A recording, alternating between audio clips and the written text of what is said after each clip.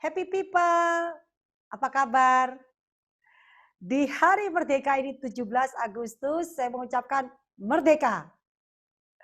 Dan hari ini saya senang banget karena kita akan bincang merdeka bersama sepasang suami istri yang super keren dan mengalami transformasi hidup yang luar biasa. Oke, kita sapa bersama-sama Bapak Nandar dan Ibu Yuyun.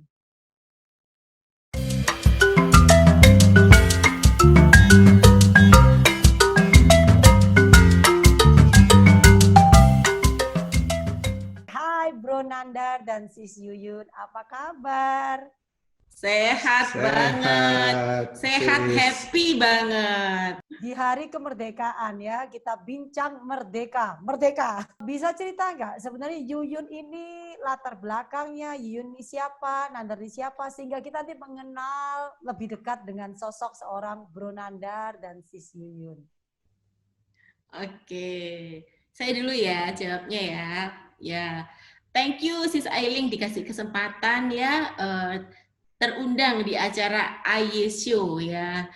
Buat saya YouTube channel ini adalah YouTube channel yang sangat menginspirasi. Jadi saya bangga, kemudian senang, kemudian terkejut juga gitu ya. Sampai mau tiba masanya untuk dapat jadwalnya aja saya deg-degan luar biasa. Tapi saya bersyukur banget, saya harus syukur ini semuanya. Makanya thank you banget buat Sis Ailing ya. Oke, saya cerita ya, saya adalah anak pertama dari 4 bersaudara. Saya itu lahirnya itu di satu daerah ya, satu kecamatan ya, di salah satu kabupaten yaitu Kediri ya. Dan masa kecil saya sampai dengan SMP saya habiskan waktu di kecamatan itu, dan mulai SMA saya sudah mulai mandiri karena saya harus kos, beda sekolah beda kota ya, dan akhirnya kuliah full ada di Malang. Akhirnya kemudian setelah menikah saya hampir 19 tahun di Makassar ya. Saat ini saya dikaruniai 2 anak laki-laki ya yang sudah menginjak remaja ya. Karena orang tua saya itu kerjanya menjadi seorang wirausaha ya. Di dekat satu kawasan pertokoan gitu ya, pasar lah istilahnya, terus ada toko-toko di situ. Nah, orang tua saya full kerja di situ dari pagi sampai sore, sehingga karena saya anak pertama perempuan lagi satu-satunya, merasa bahwa sejak kelas 5 SD itu saya tergerak untuk bisa mengcover urusan rumah tangga, dan akhirnya semua keperluan rumah kalau saya pulang sekolah saya ingat banget itu yang cover saya. Dan alhamdulillah banget ya, mulai dari kelas 5 SD sampai dengan saya perjalanan sampai dengan hari ini gitu ya, sampai saya sebelum menikah, sampai saya orang tua saya meninggal ya, yang bapak saya itu seingat saya alhamdulillah tidak pernah mengecewakan orang tua gitu ya, dan saya selalu jadi anak kebanggaan lah Bu Ailing, termasuk menjadi pribadi yang mandiri. Kemudian saya juga sangat bertanggung jawab untuk urusan rumah tangga, jadi mulai mencuci baju, kemudian cuci piring, sampai masak itu dari kelas 5 SD itu saya sudah lakukan sampai saya di home karantin ini masak terus. Karena dari kecil ternyata sudah dikondisikan. Padahal maunya ini Bu Ailing, maunya pensiun, sisa Ailing pensiun nggak usah masak, tapi ternyata masih harus masak.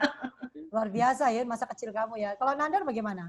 Kebetulan orang tua saya juga dari pegawai ya, dan selalu berpindah kota. Nah, saya itu ngikutin orang tua itu sampai kelas 2 SMA itu berpindah-pindah kota. Jadi selalu pindah-pindah sampai ke Sumatera, kemana, ke Jawa, balik lagi gitu. Dan saat ini pun saya berkarir juga ternyata ngikutin perjalanan orang tua saya. Saya kurang lebih pindah tempat itu kurang lebih sudah 15-16 kali kayaknya, Sis. Wah, 15-16 kali dalam waktu berapa tahun? Dalam waktu sekitar 25 tahun. 25 tahun, 15-16 kali. Wow. Betul. Jadi saya sampai ujung Indonesia, Merauke pun pernah. Paling timur, paling barat saya sampai di Sumatera Utara. Jadi dari barat sampai ke timur udah saya jalanin gitu loh, Sis. Jadi kalau pindah satu ke tempat lain, mengenal beradaptasi, saya alhamdulillah tidak ada kesulitan lah, Sis, karena mungkin pengalaman dari masa kecil saya yang sudah mulai berpindah-pindah, kemudian saya juga berkarir di situ. Itu ya salah satu kelebihan kalau orang yang hidupnya itu banyak sekali beradaptasi ya, seperti yang kamu alami ya Nanda ya, sejak dari kecil, terus kamu berkarir juga banyak berpindah-pindah, itu sehingga akhirnya membuat kamu menjadi satu pribadi yang fleksibel ya, mudah untuk beradaptasi ya. Ya Sis, betul. Mungkin kelemahannya kita nggak punya terlalu banyak sahabat dekat gitu loh. Ya, karena kan waktu kadang pendek sudah pindah gitu. Jadi kalau orang yang suka sulit beradaptasi gitu ya, salah satu rahasia adalah lebih sering bergaul dengan berpindah-pindah tempat. Begitu ya. Tapi ini benar loh. Karena saya pernah teringat dengan salah satu teman ya cukup lama, itu karakternya cukup keras gitu ya, tidak gampang untuk bergaul dengan orang. Tapi somehow saya merasakan bahwa dia bisa fleksibel. Jadi susah bergaul sama orang, tapi bisa fleksibel. Agak sulit ini ya, karena karakternya kuat sekali. Setelah saya dengar ceritanya, itu seperti ceritanya Nandar. Dari masa kecilnya, itu orang tua berpindah-pindah. Jadi dari situ saya melihat bahwa iya ya, perbedaan orang yang stay di satu tempat, dari kecil sampai dewasa gitu ya, sama orang yang berpindah-pindah, itu perbedaannya ada di fleksibelnya memang, walaupun tidak menjamin. Benar, ini benar banget. Betul Sis, ya betul. Saya mau nanya sama Bro Nandar sama Sis Yuyun ya. Ini Yuyun nggak boleh jawab ini, gitu ya.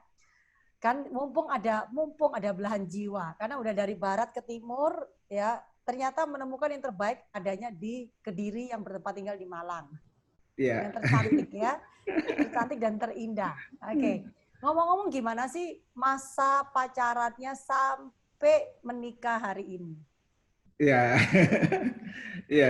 Saya pacaran sama Yuyun ini cukup lama ya Sis, sekitar 7 tahun. Nah, jadi memang dalam perjalanan 7 tahun itu memang kami banyak juga LDR ya Sis ya. Karena pada saat itu saya sudah mulai kerja juga, awal-awal mulai pacaran, saya kerja bukan ditempatkan di kota yang tempat kami gitu loh, malah justru saya ditempatkan jauh. Nah, itu perjalanan 7 tahun itu memang ya disitulah mungkin saya lihat ya kesetiaan dia gitu. Wow. Jadi bukan waktu yang pendek memang kami ini. 7 tahun kami jalanin dulu sehingga saya betul-betul meyakini bahwa inilah yang cocok jadi pendamping saya gitu. Saya melihat seorang Yuyun ini dari yang saya kenal pertama dengan yang saya kenal sekarang gitu ya. Saya merasakan satu perbedaan yang cukup signifikan ya. Contoh misalnya ya, Yuyun mesti tutup kuping ini. Contoh misalnya, saya merasakan bahwa Yuyun yang dahulu yang lama ya, Yuyun yang lama yang sudah nggak ada lagi hari ini, itu adalah Yuyun yang temperamen itu kayaknya itu seperti semangat juangnya 45, tinggi sekali gitu ya. Oke. Tapi Yuyun yang sekarang itu saya merasakan lebih damai dan lebih tenang gitu ya. Nah ini gimana menurut belahan jiwa dari yang sudah mengetes kesetiaan seorang Yuyun ini? Iya Sis, benar. Jadi yang saya rasakan pun benar, hampir sama lah yang Sis Sahiling rasakan ya. Yang saya rasakan memang ada sesuatu perubahan yang mendasar saya lihat dari awal kami memutuskan menikah. Dalam perjalanan semakin hari saya melihat itu ada sesuatu yang berbeda. Nah perbedaan ini saya lihat justru ini semakin baik. Nah saya melihatnya perubahan itu awalnya itu dimulai pada saat dia bergabung di komunitas ini, di komunitas FFC ini. Nah di situ saya lihat kok kalau semangatnya sih memang ya dulu itu tetap semangat 45 ya, sama kemerdekaan ini. Spirit kemerdekaan. Semangatnya memang luar biasa. Kalau dia menginginkan sesuatu itu dia ngotot gitu loh, Sis. Tapi waktu dulu yang saya melihat, kadang dia semangatnya itu tidak dibarengi dengan ketenangan gitu loh. Maksudnya kadang gerusa-gerusu gitu loh. Saya melihatnya ya, Sis. Semangat saja itu tanpa ketenangan, dan sekarang semangat dengan ketenangan ya. Betul. Yang saya lihat itu, Sis. Dia semakin tenang, semakin bisa menghadapi dan semakin bisa menerima gitu loh.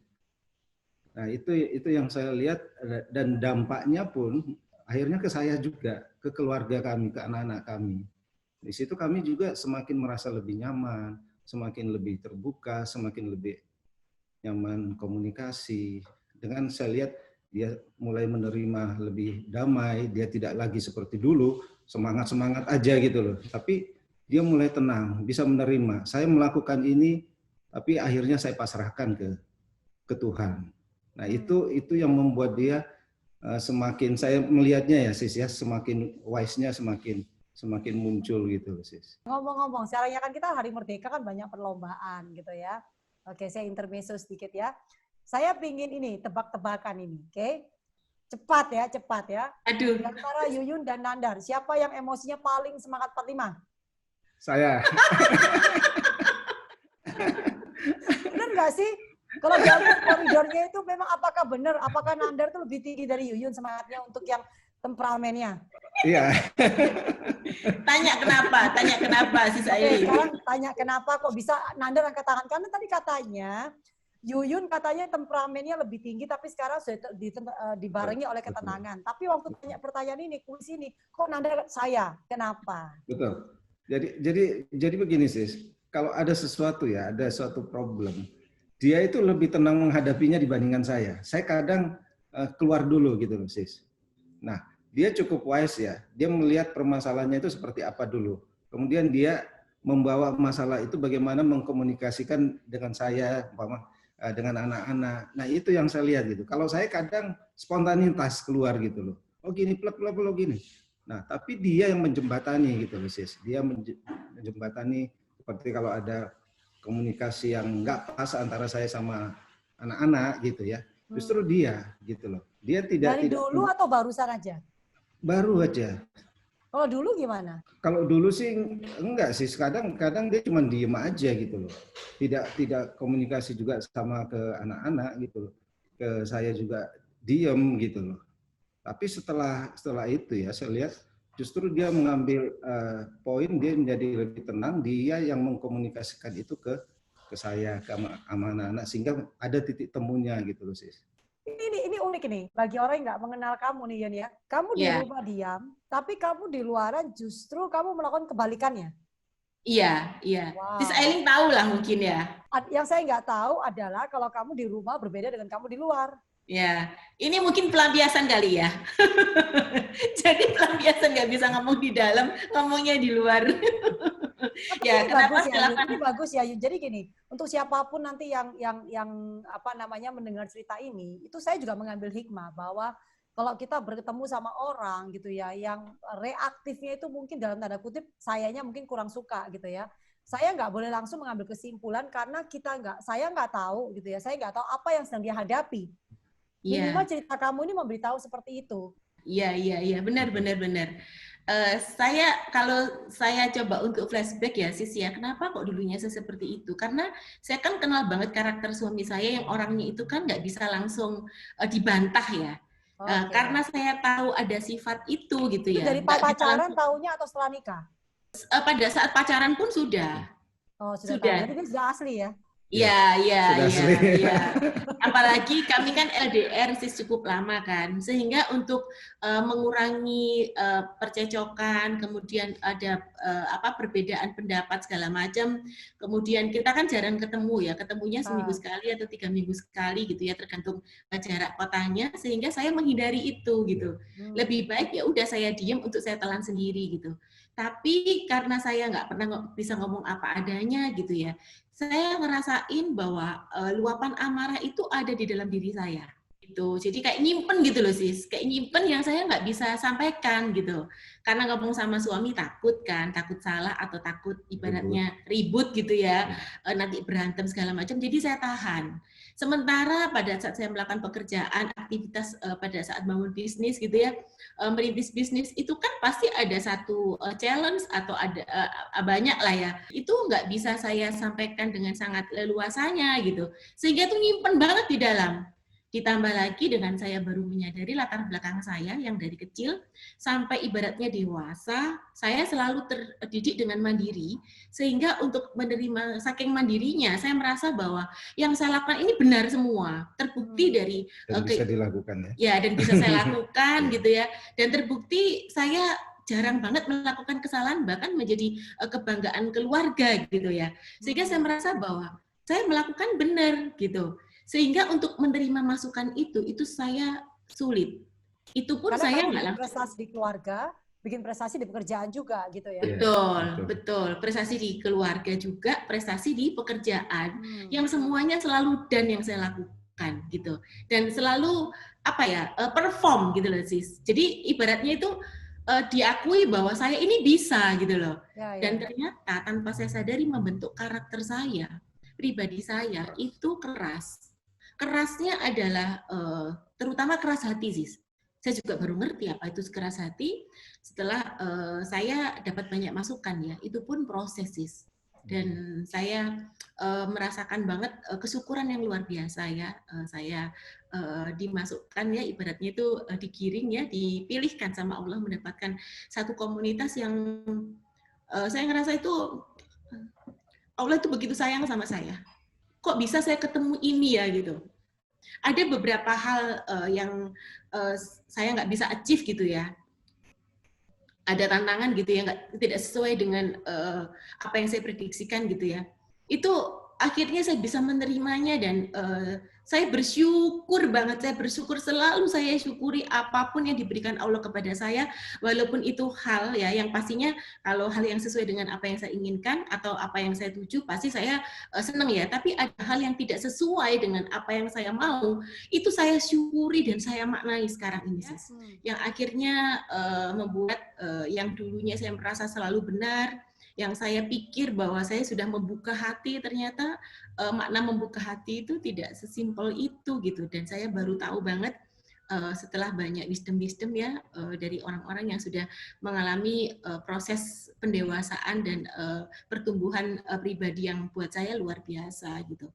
Termasuk leadership. Jadi ini menarik banget ya. Kamu bilang mengenai satu proses untuk buka hati ya, artinya damai di dalam ya. Contoh-contoh apa Yun yang membuat kamu mengatakan bahwa menurut kamu tadi kan bilang bahwa saya bikin prestasi di keluarga, bikin prestasi di pekerjaan, jadi sehingga kamu merasa gak ada yang salah dengan diri kamu tuh. Dan kemudian satu titik kamu mengatakan bahwa sebenarnya saya ini keras hati gitu ya, diminta buka hati, saya belum mengerti, tapi kamu bilang kamu mengerti hari ini gitu ya. Tolong Yun kasih contoh yang mudah dimengerti karena kamu tuh kan yang jadinya nggak ngerasa ya nggak ada masalah, tiba-tiba kamu tahu bahwa oh aku harus buka hati. Itu seperti apa sih Yun? Iya.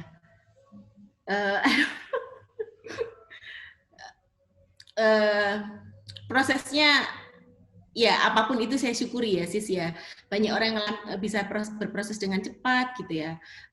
Semua itu saya bilang bahwa karunia Allah itu luar biasa. Kalau saya pertama itu bisa pertama accept ya, apapun yang diberikan Allah buat saya itu saya accept dulu. Nah, waktu awalnya adalah saya disampaikan dengan partner bisnis saya bahwa saya adalah seorang yang keras hati, saya awalnya juga nggak terima.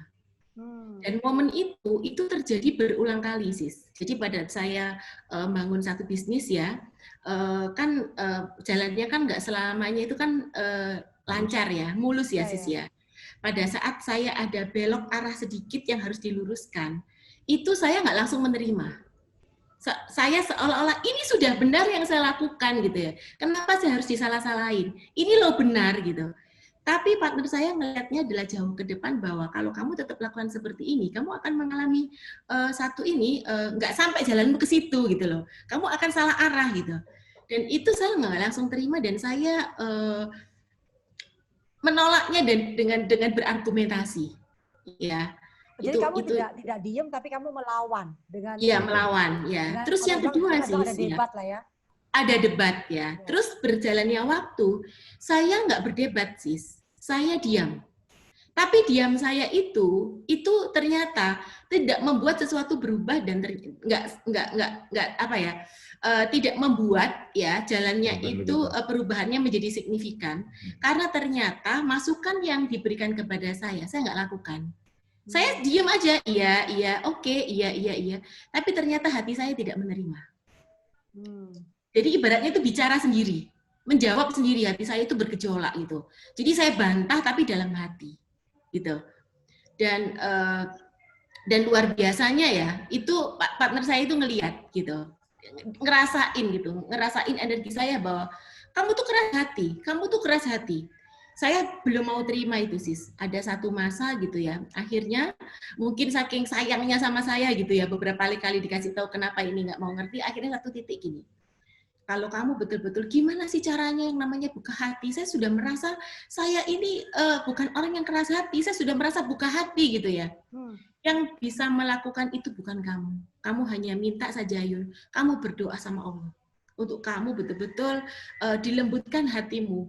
Kamu berdoa terus setiap hari, afirmasikan ini setiap hari. Lembutkan hatimu, lembutkan hati Yuyun, lembutkan hati Yuyun, lembutkan hati Yuyun. Saya masih belum connect Bu Elin. Ada satu masa betul-betul saya ada satu masa saya ambil waktu saya merenungi. Saya coba untuk merenungi apa yang terjadi pada kehidupan saya dengan bisnis saya gitu ya, dengan keluarga saya gitu ya. Akhirnya saya melihat bahwa hati ini mulai terbuka untuk menerima masukan dan saya accept. Saya gini, iya ya, benar ya tadi yang dibilang sama ini. Oh iya ya, mulai iya ya, begitu Sis Ailing ya. Dan masa itu yang akhirnya membuat saya begitu damai menerima sesuatu, dan pada saat saya menjalaninya, itu menjadi jauh lebih ringan. Kalau semula saya jujur aja, saya lakukan tapi marah, gitu. Walaupun saya tidak menjawab dengan berdebat. By the way, tadi yang Nandar, yang Yuyun sharingkan, Sis Yuyun sharingkan semua ya, saya ingin dengar dari Nandar gitu ya.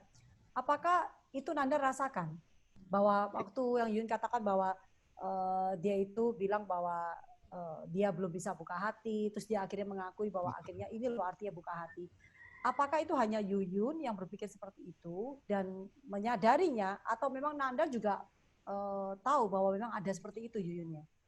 Ya, betul Sis. Saya juga merasakan bahwa memang yang kadang yang dilakukan, tapi kok hasilnya seperti ini ya gitu loh. Masih sangat jauh yang diharapkan. Jadi saya juga kadang mikir gini, apa ada sesuatu ya? Saya cuma mikirnya gitu sih. Apa saya mungkin sebagai suami kurang mensupport, atau kalau di ajaran saya mungkin masih kurang meridoi. Tapi kembali lagi saya pikir ya sih, saya sudah begitu support apapun yang dilakukan, tapi kok masih belum gitu loh. Berarti kan ya mungkin dari si yang menjalankan sendiri, dari Yunya sendiri gitu. Tapi dalam perjalanan waktu dia merubah itu sih ya, dia semakin bisa menerima, kemudian dia meminta kepada Allah supaya bisa dilembutkan. Pelan itu saya lihat itu beda sih. Dengan dia melakukan sedikit pun hasilnya juga beda, dan tidak apa ya, kalau orang Jawa tidak terlalu ngoyo gitu loh sis, dan dia bisa menerima gitu loh apapun hasilnya. Nah itu kan auranya itu yang kami rasakan di rumah itu pasti beda sih, beda, sangat beda. Sekarang yang saya rasakan pribadi jauh lebih nyaman sis, apapun dia lakukan gitu, karena kembali lagi semuanya kita serahkan sama Allah ya. Dia yang menentukan gitu. Kita hanya bisa menjalani, melakukan yang terbaik. Itu bagi saya sendiri itu lebih enak juga. Aura di lingkungan rumah kami menjadi sangat nyaman. Itu yang saya rasakan sih. Nandar, kan barusan ini kan saya juga dengar dari kalian berdua ya, bahwa kamu menghadapi satu situasi terpapar oleh COVID-19 gitu. Dan saya udah dengar dari cerita kalian bagaimana kalian melewatinya ini gitu. Yang saya takjub itu adalah Tadi kamu bilang bahwa kalau bicara mengenai sabaran dan segala macam, katanya Nandar angkat tangan bahwa Nandar yang nomor 1 lebih nggak sabaran gitu. Tapi saya ngelihat waktu proses bagaimana terpapar COVID sampai terpulihkan dari COVID-19 ini, saya melihat kamu punya ketenangan tuh tingkat tinggi. Bisa kamu sharing nggak tentang hal ini? Karena ini sesuatu yang saya lihat bahwa kesembuhan kamu banyak sekali dari faktor itu. Pada saat saya terpapar COVID itu, justru yang paling menenangkan saya awalnya itu apa? Dari dukungan keluarga, sis. Itu yang semakin menguatkan saya. Kalaupun saya kuat, tapi kalau lingkungan saya, istri saya, anak-anak saya yang melemahkan saya pasti panik, sis. Oke. Tapi justru di situ mereka yang menguatkan terus saya. Sehingga saya pun mencoba merubah semakin lebih tenang, lebih bisa menerima gitu kondisi yang terjadi saat ini. Mulai berdamai dengan, saya nggak pernah mempertanyakan kenapa ya saya yang kena gitu. Kenapa gitu? Enggak, saya enggak. Saya cuma berpikir, karena kita selalu ngobrol juga lewat telepon, kita hanya, ya pasti ada maksud Tuhan yang jauh lebih baik yang setelah ini akan diberikan ke kita. Pasti ada kado dari Allah, pasti ada. Dan itu yang sangat menenangkan saya pada saat saya mengalami isolasi mandiri. Karena memang saya pun akhirnya ya bisa memberikan motivasi, bisa memberikan ketenangan buat teman-teman yang lain yang kena gitu. Sampai kemarin ya pun sis ya, kebetulan ada teman yang sudah sehat di kantor itu, dia tuh sampai sharing ke teman-teman yang lain, nangis loh sis. Dia cuma ngomong, terima kasih Pak Nandar, selama ini waktu saya mengalami isolasi ini Bapak yang tiap hari menguatkan. Artinya sis, kalau saya sendiri nggak kuat, nggak mungkin saya menguatkan mereka gitu. Dan yang paling penting, keluarga itu menurut saya yang nomor 1. Kalau mereka juga nggak bisa memberikan ketenangan buat saya juga mungkin ya sedikit akan goyang gitu. Tapi Nandar, bagaimana cara kamu untuk ini ya melatih ketenangan dari seorang Nandar yang, kan saya tahu Yuyun nih temperamennya seperti apa gitu ya waktu itu gitu ya, dan bagaimana Yuyun sekarang gitu. Tapi saya nggak kebayang kalau Nandar mengatakan bahwa Nandar tuh tingkatannya di atas Yuyun, berarti kan bisa kebayang dong.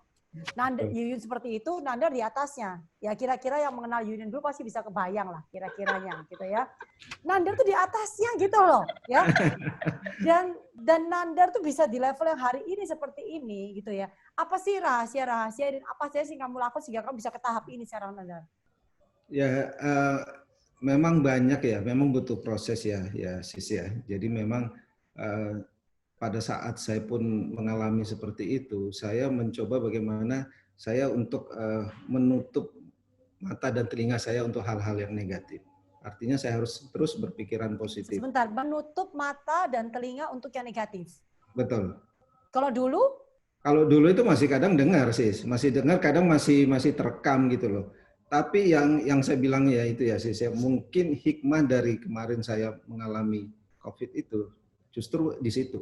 Menutup dan mendengar ya, berita tentang yang negatif itu barusan saja karena terpapar COVID ini atau sebelum terpapar COVID, Nandar itu sudah seperti itu? Menurut saya levelnya pada saat saya terpapar itu jauh lebih kuat sis. Tapi semenjak kapan Nandar punya satu keyakinan, mengambil satu keputusan bahwa sesuatu yang negatif itu saya nggak mau lihat, saya nggak mau dengar, tutup semua informasi itu, apa yang melatar belakangi? Sebenarnya gini sis, saya merasakan ya, saya merasakan sendiri. Saya kadang itu suka mencoba-coba ya sis. Tapi ini eksperimen itu betul apa enggak? Tapi bagi saya yang saya rasakan itu betul. Contohnya kalau segala sesuatu yang ini kan pada saat pandemik seperti ini ya sis. Saya itu kadang suka ngetes. Pada saat saya sebelum ke kantor melihat informasi-informasi yang tanda kutip menakutkan, itu temperatur saya lebih tinggi. Kamu ukur suhu tubuh? Saya ukur tiap hari. Kan kami setiap ke kantor, setiap masuk pasti diukur. Tapi kalau saya tidak melihat itu, pasti turun. Dan itu saya sampaikan ke teman-teman. Ini pengalaman yang saya rasakan. Pagi ke kantor, saya nonton TV berita ini gini. Begitu masuk, loh, begitu saya nggak lihat kok turun ya 0,2 apa 0,3. Berarti ini bisa mempengaruhi imun saya gitu. Jadi pada saat saya terpapar itu langsung saya tutup. Saya nggak mau lagi gitu. Iya. Dan saya juga baca buku. Ya? Iya. Terus sekarang setelah kamu sudah sembuh dari COVID ya, bagaimana? Apakah masih dengan gaya habit yang sama? Atau, negatif dengar lagi dikit ah. Alhamdulillah saya udah nggak pernah, sis. Ya, Iya. malah TV Wow. di ruangan saya udah nggak pernah hidup lagi sekarang. Wow. Jadi sebenarnya kamu sampaikan tadi bahwa Allah pasti punya pesan. Ini pesan salah satunya ya. Betul sis. Ini pesan buat saya supaya gimana saya bisa hidup lebih sehat, pola hidup lebih baik, kemudian mungkin lebih mendekat ke Allah. Itu pesan buat saya sih. Itu rahasia pertama untuk bisa tenang, jadi menutup semua informasi yang negatif gitu ya. Betul sis. Terus hal lain apa lagi Nandar yang kamu lakukan? Saya baca selama itu juga saya baca buku sih. Saya baca buku yang buku-buku yang memotivasi gitu. Nah, di situ yang salah satu bukunya itu yang The Value Your Life itu. Di situ saya baca, saya pelan-pelan saya baca, saya maknai gitu. Ternyata itu luar biasa isinya Pak Onggi itu. Terima kasih buat Pak Onggi. Luar biasa. Jadi di situ ada yang satu kata ya sis ya yang betul-betul kena saya. Jadi ada statement di situ bilang apapun yang terjadi adalah maksud baik. Di situ saya bilang, oh iya, berarti saya mengalami kondisi saat seperti ini. Pasti Tuhan akan memberi sesuatu yang baik ke saya. Makanya saya tidak pernah mempertanyakan, kenapa ya saya yang kena? Kenapa kok saya gitu? Enggak. Saya menerima, saya ikhlas, saya syukurin. Saya ikhlas saat itu. Dan saya juga melakukan, ya tetap ya sis ya, tetap doa ke pencipta kita, saya juga tetap melakukan pola hidup yang sehat. Ini kita sering dengar ya, kita sering dengar banget bahwa sebenarnya kualitas pertanyaan itu adalah mempengaruhi kualitas kita punya hidup. Dan ini kamu buktikan bahwa, which is dimana juga saya sangat setuju banget bahwa kualitas pertanyaan akan mempengaruhi seseorang tenang apa nggak tenang. Betul Bu. Karena dalam buku itu juga ada kalimat seperti ini Bu ini. Orang kadang tidak menyadari menerima informasi negatif kan Bu. Kita kadang tanpa sadar. Nah, justru energi itu yang akan mempengaruhi kehidupan kita. Semua kehidupan kita, termasuk kesehatan. Nah, kalimat itu menurut saya energi negatif. Berarti informasi-informasi negatif yang mempengaruhi kesehatan saya harus saya tutup. Nah, itu juga yang saya tangkap di situ di bukunya Pak Onggi itu.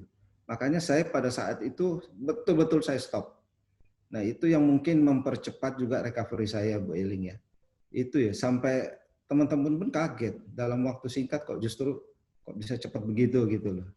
Kalaupun kondisi itu terjadi sama teman-teman, yang pertama saya minta tolong jangan panik, bisa menerima, berdamailah, kemudian tutup informasi itu.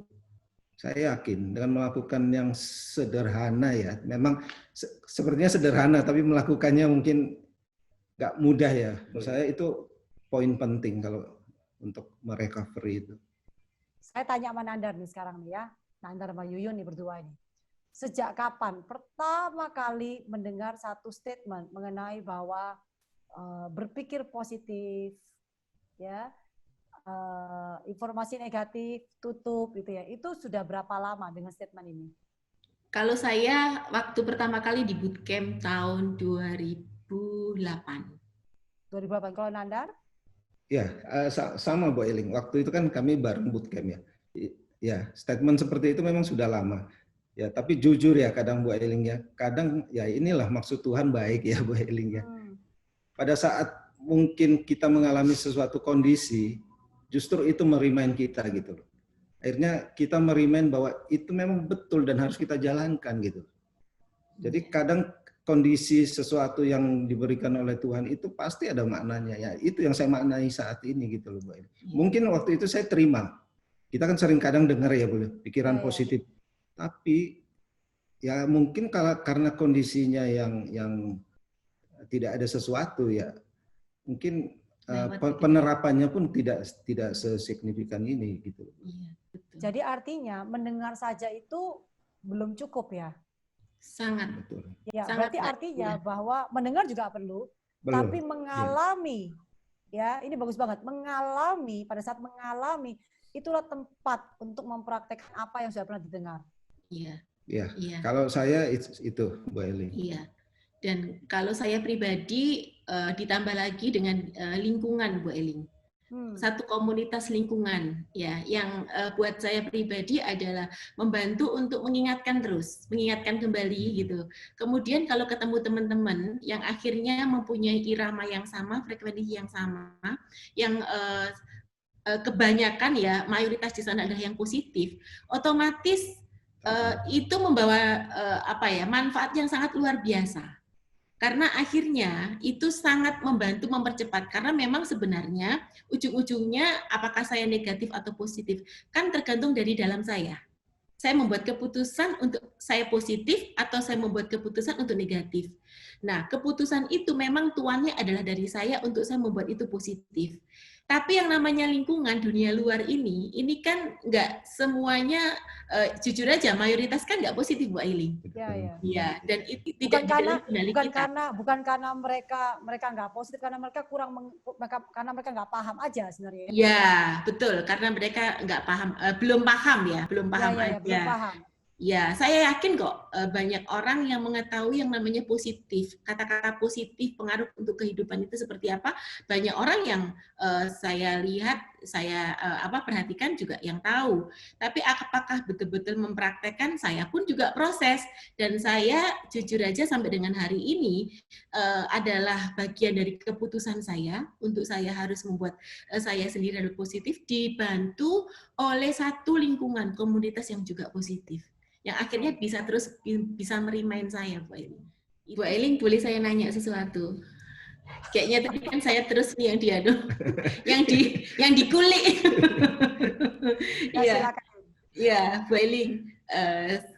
Saya dengan proses seperti ini salah satunya kan juga saya pribadi ya, termasuk saya akui suami saya itu sangat amat respect sama Sis Ailing. Sangat. Thank you. Serius gitu ya. Karena kalau ada apa-apa ya dalam diri saya gitu, ada gejolak ya di dalam hati saya gitu ya. Saya ingat persis, pasti ya, suami saya bilang gini, udah kamu telepon aja tuh sama Sis Ailing gitu.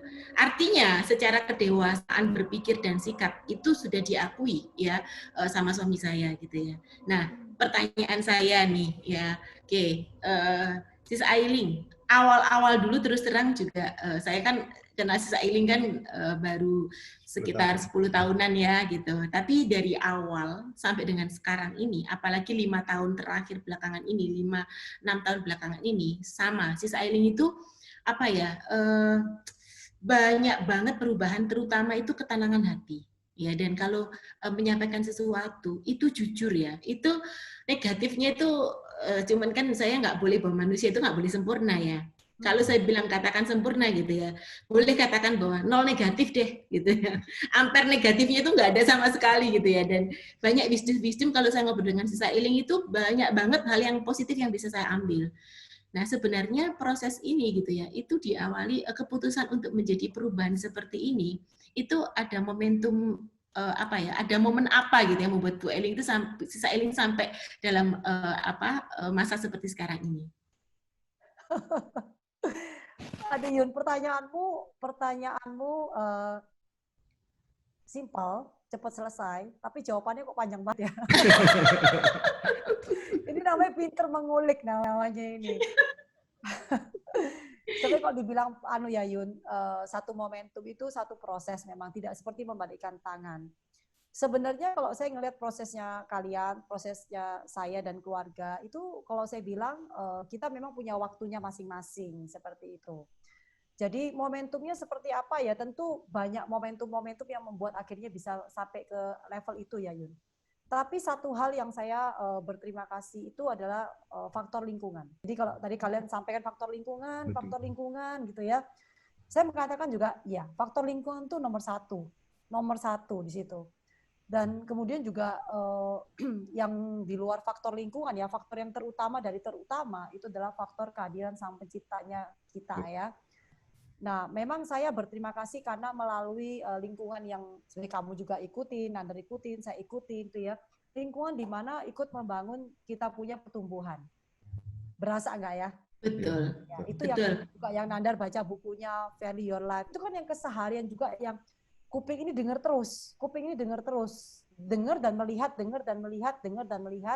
dan juga mengalami. Jadi kalau Yuyun tanya proses apa, momentum apa gitu ya, saya berterima kasih melewati proses hidup. Iya. Jadi kalau dulu saya yakin mungkin pasti itu adalah satu faktor juga dulu. Kalau misalnya melewati satu kejadian, saya doanya gini, Tuhan jauhkan masalah dari saya. Tapi saya merasa semakin berdoa seperti itu, semakin saya nggak tenang. Kan kita punya ukur, kita kan tahu ya ketenangan kita kan orang lain nggak bisa tahu. Yang tahu kan kita sendiri sebenarnya. Kalau kita nggak bisa tidur, kan orang lain nggak tahu.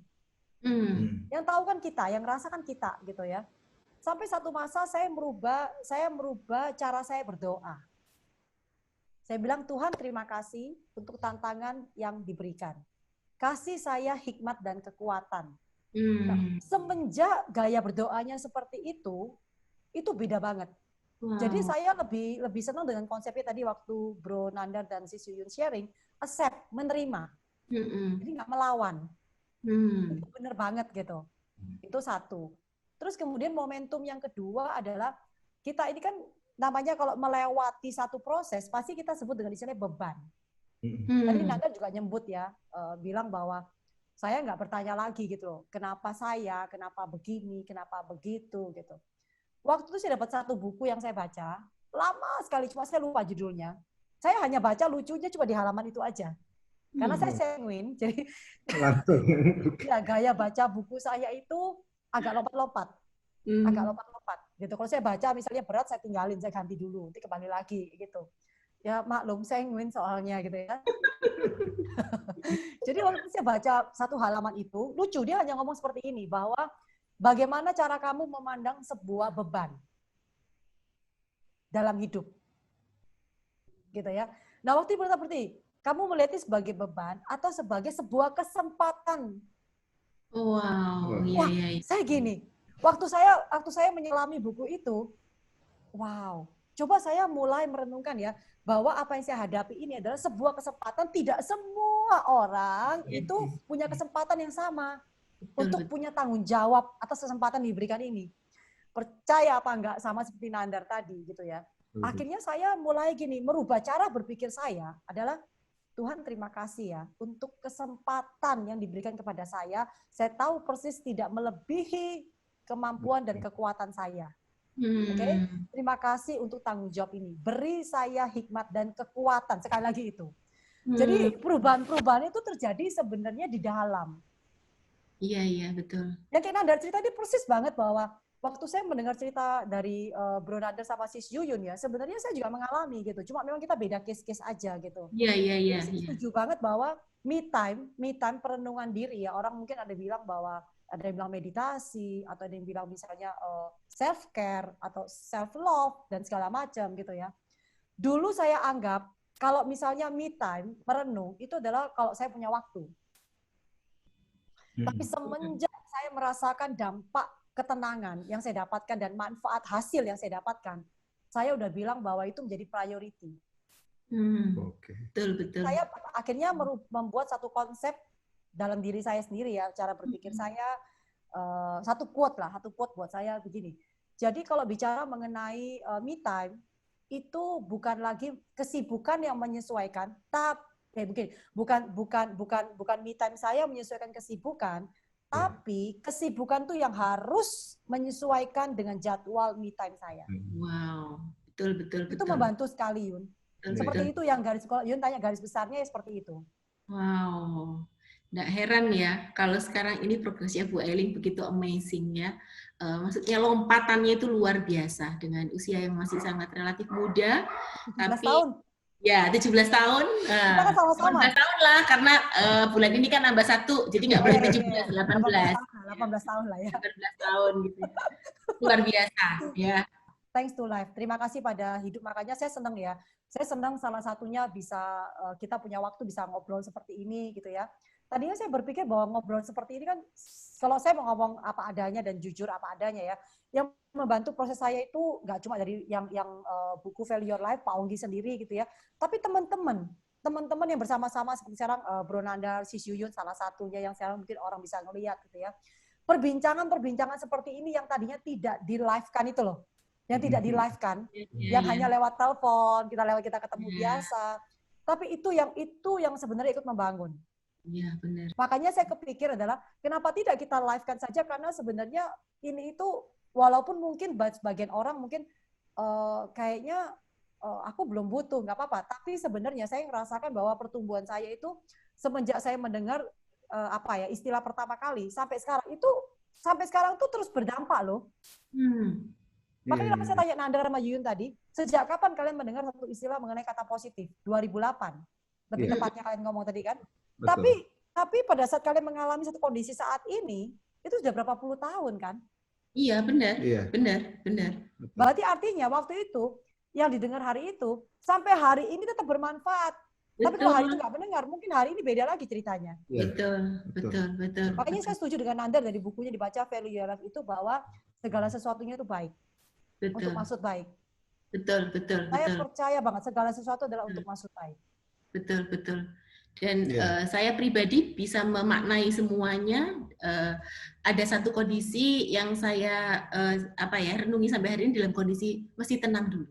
Ya, jadi dengan satu ketenangan gitu. Betul banget. Dan saya ingin tahu sekarang apa sih pandangan dari seorang Bro Nandar dan Sis Yuyun mengenai merdeka itu sendiri, karena hari ini 17 Agustus. Karena orang memaknai merdeka itu gini. Orang memaknai merdeka itu katanya Indonesia sudah merdeka 75 tahun. Oke, nah sekarang apa sih merdeka buat seorang Bro Nandar dan Sis Yuyun itu sendiri? Ya. Saya bersyukur banget ya dalam hari ini saya bisa memaknai arti merdeka buat kehidupan saya bersama dengan keluarga. Karena merdeka buat saya, Bu Eling, adalah bagaimana merdeka memenangkan kehidupan saya. Karena hidup adalah sebuah anugerah, ya, anugerah dari Allah yang saya harus syukuri itu, ya, saya harus syukuri itu, dan saya dalam hal ini bersyukur banget sudah bisa melewatinya sampai dengan hari ini, dan buat saya pribadi bisa tenang menghadapi berbagai macam hal kehidupan. Buat saya itu merdeka, ya, sudah memerdekakan diri saya dan bisa membuat masa depan saya akan merdeka. Tenang, Bu Eli. Ya, karena tenang itu. Indonesia merdeka, itu situasi kita berterima kasih dan pahlawan kita. Tapi yang lebih penting adalah sekarang bagaimana masing-masing setiap kita benar-benar berkarya, berjuang, melatihnya bagaimana ini tenang di dalam. Itu arti merdeka. Betul. Kalau saya Sis ya, merdeka saya melihat bukan konteks dalam arti ya menang dari perang ya, enggak. Kondisi saat ini bagaimana mental yang harus bisa damai, bisa menerima, kemudian bisa melakukan hal yang terbaik gitu, dan bersyukur dengan apa yang diberikan sama pencipta kita. Itu menurut saya dari sisi mental yang harus kita tanamkan, bahwa merdeka di sini bukan dalam bentuk fisik ya, fisik perang gitu ya. Kalau di sini bagaimana perubahan yang terjadi dalam hidup kita, mental kita berubah untuk menjadi jauh lebih baik, lebih tenang menghadapi situasi apapun. Contoh seperti kondisi pandemi ini. Kalau kita tidak bisa damai, tidak akan bisa kita melakukan apa-apa. Iya. Bisa mungkin, tapi sangat berat. Sangat berat. Iya. Merdeka. Thank you banget. Dan salam buat semua teman-teman ya. Salam untuk Indonesia Merdeka 75. Dan semuanya sekali lagi merdeka. Merdeka. Indonesia semakin jaya. Amin. Thank you.